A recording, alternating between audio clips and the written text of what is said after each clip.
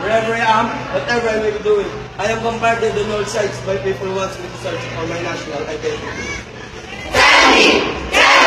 The language I speak should be replaced by a Filipino. They urge me to do away with things foreign, to act and think and buy Filipino. Even in art, I am getting bothered. The writer should use Filipino as his medium, the national scribe. The painter should use his genius in portraying his purely Filipino daily mind.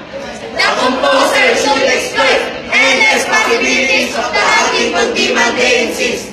All this sounds wonderful, but Rizal, use Spanish and wrote money and feeling. Was he less of a nationalist because of this? Was the artist to be truly Filipino, taking the views of the luha, and must he draw a picture of the best Muslim women, or Negro warriors in history?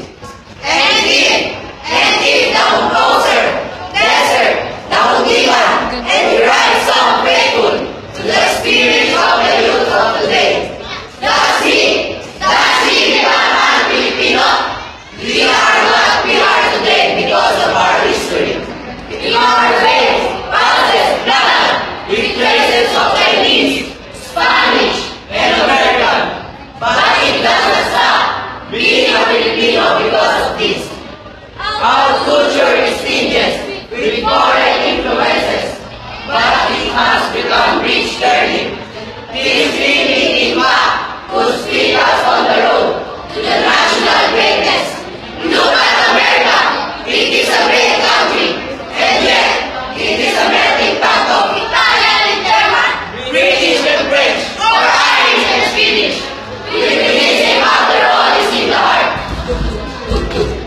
If the heart beats faster, because the Philippines is making progress. If it feels with compassion, because the people are suffering, then it belongs to a true Filipino. And it throbs with pride in our past. If it functions with awareness of the present, if it beats with the future, if it beats with the faith in the future, then we should ask for nothing. More all other things are unimportant. I have an American first name. And I have a Chinese last name. Yes, I am a Filipino, and I am proud.